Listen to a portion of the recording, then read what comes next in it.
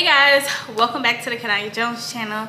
Today I'm here with another video. As you guys see by the title, don't leave the door open. I want to talk to you guys about this because it's something that I am actively, literally, God is taking me through this in this very exact season of my life. Something probably popped in your head, and whatever popped in your head is probably an area of your life that you have to work on. Now, when it comes down to leaving the door open, you cannot leave gray area for the enemy to try to come in at. And so you guys know, I was in a 4-year on and off relationship, and months ago we made it official, like, to just end everything pretty much for good. I made a covenant with God, like, God, I will never go back to this cycle.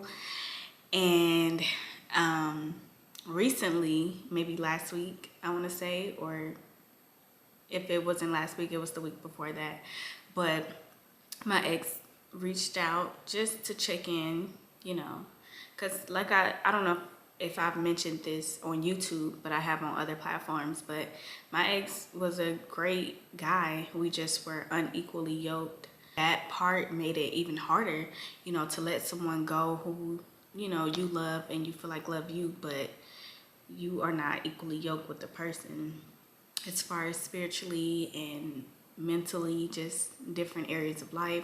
It's not only important to let people go who mean you no good, but it's also as equally important to let people go whoever God is calling you to let go of, obey him, period.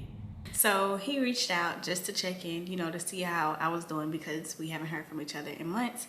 And I realized from that phone call, literally, and we also talked the following day after he checked in, I realized, like, wow, I still have a lot of love for this person.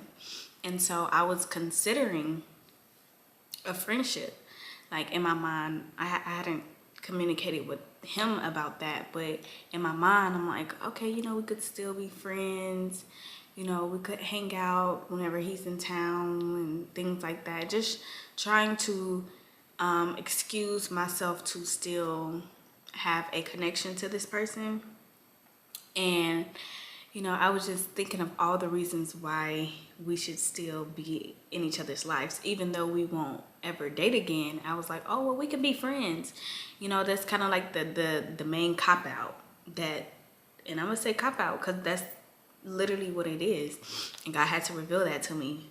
But we use this, oh, we could be friends with our ex, we can be friends, but it's not a friendship if you still have romantic feelings for that person. It's not a friendship if you're still healing from you know, that past relationship. It's not a friendship if you are having romantic feelings. And I know when we were, like, talking on the phone, catching up and things like that, and we ended up getting into a conversation about things from the past, just memories from the past.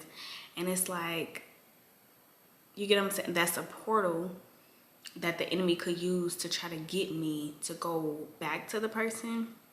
But in my mind, I'm like, no, like, it's just gonna be a friendship, like, you know, just a friendship.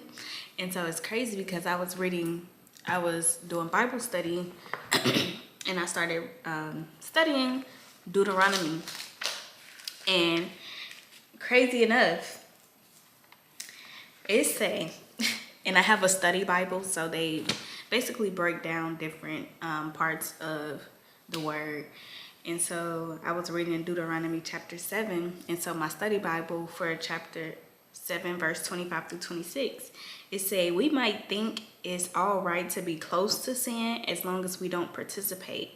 After all, we say, I won't do anything wrong. But coming close to sin can hurt us. Coming close to sin can hurt us. And we can become more and more attracted to it and finally give in to it. And it said, avoid the snare of sin by first asking the Holy Spirit for self-control over your desires, and then staying far away from sin as possible. I'm sorry, staying as far away from sin as you can. And that spoke to my spirit, because it's like, even though being in a relationship is not a sin, it's disobedience to God, because God had been called me out of that relationship. And you cannot get to a yes without saying no, and saying no and staying away from it. And so that spoke to me, because it's like, I cannot be 1 foot in, 1 foot out. I cannot be saying, oh, we're not going to be in a relationship, but I still want to be quote unquote friends, but knowing I still have love for you, knowing that I still have romantic feelings towards you, because this is a fresh wound or whatever that God is still healing me from. And so that, and another thing too, yeah, I'm sorry, but like, God speaks to us through his word as well. Also, my study Bible broke down chapter 12, verse 2-3, and it said, we should never flatter ourselves by thinking we are too strong to be tempted. So in my mind, I was trying to justify us just being friends and we can hang out and this and that, but I know I will be tempted to give the relationship another try. I will be tempted to maybe kiss him. I will be tempted to, I don't know, hang out. Like, I don't know. So I will be tempted to do so many things that I know will go against the covenant that I made with God, and also be disobedient to God, especially when God had called me out of the relationship. And that goes back to leaving the door open. So I had to stand up, and I had to say, and I had to have that hard conversation with him. I had to send him that hard message. Actually, the message verbatim, I said his name. I said, it's best for us not to stay in consistent communication, because I still have love for you, and us talking consistently makes me think back to our past and make me want a relationship with you when I know we should not. I am not able to hang out with you without getting my feelings involved, so I have to stay away to protect my heart. I hope you understand that, and I appreciate you for checking on me. And that was hard for me to do, especially when it's someone in your life who haven't necessarily done anything wrong to you. You know, it's hard to let people go, period. And so, let alone if they didn't do nothing wrong to you. So, but it's all about setting up those boundaries, because when you don't have up boundaries, and shout out to Michael Todd, because he just did a sermon on Cuff to the Comments, and he was speaking about how when you don't have walls up, when you don't have boundaries up, you're allowing yourself to be open to be attacked by the enemy, for the devil to come in and get you back into temptation, get you back into sin, whatever.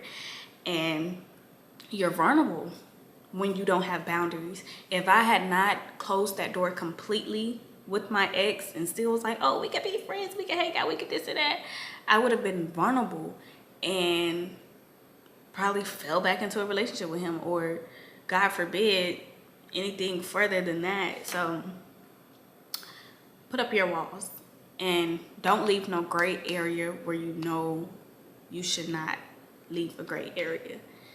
I realized partially the reason why I didn't want to cut it off is because I was trying to protect his feelings. I was trying to like keep him around, and that's greedy. Honestly, that's selfish. And I was like operating out of pleasing others and just, and also my fleshly desires, you know.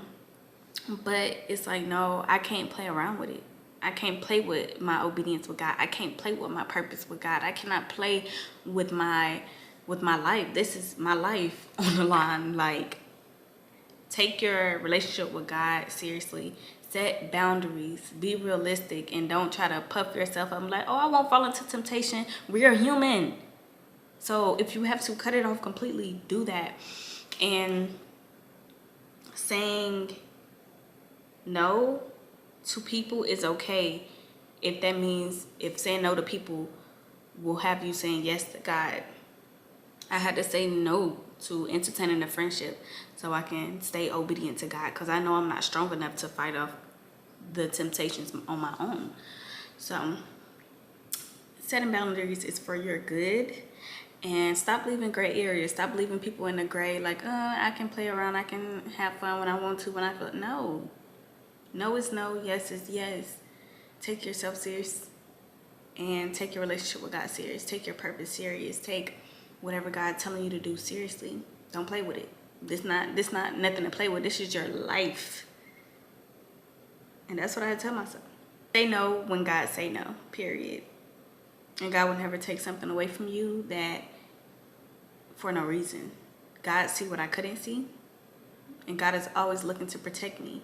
So, oh, and you guys, I wanted to add that my ex, he said that he understand and that he was thinking the same, but he didn't know how to tell me because he didn't want to hurt my feelings. And it's crazy because God will literally protect us. Like, when God is telling us to walk away from something or to close the door completely from something, is not to harm us, it's to protect us, because God hear conversations that we don't hear. God know ideas that we don't know of.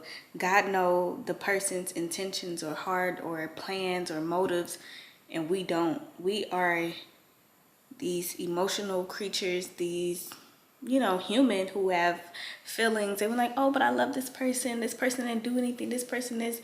But God is like, I'm taking them away from you because I know something you don't know.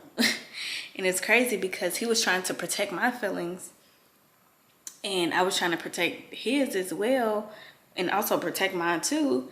But it's like,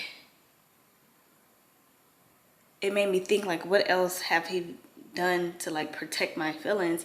And it's good to be sensitive to the voice of God so you can know and you can have discernment when it's time to walk away from something. And that's why I highly encourage having silent time in your day, spending time in God's word, and going on fast. Even if you have to fast, not even just food, fast from your phone, fast from social media distractions, and get into God's presence so you can hear what God is trying to show you and tell you in your life, so that you won't make the mistake of holding on to something or taking something that God didn't want you to take. This could be a job, this can be a relationship, this could be a friendship, this could be an opportunity, this can be literally anything. And if I wasn't sensitive to God's voice, then he would have never told me this. I probably would have never even thought of it, and I would have just kept going on, lollygagging, having a friendship with him that could have turned into something way deeper and brought me right back in that cycle of on and off relationship. So it's crazy because God is always looking to protect me, and I always pray for God's protection. And since I'm realizing, since I always pray for God's protection, I have to be sensitive to know when he's protecting me. And that was him protecting me. And yeah, I wanted to add that.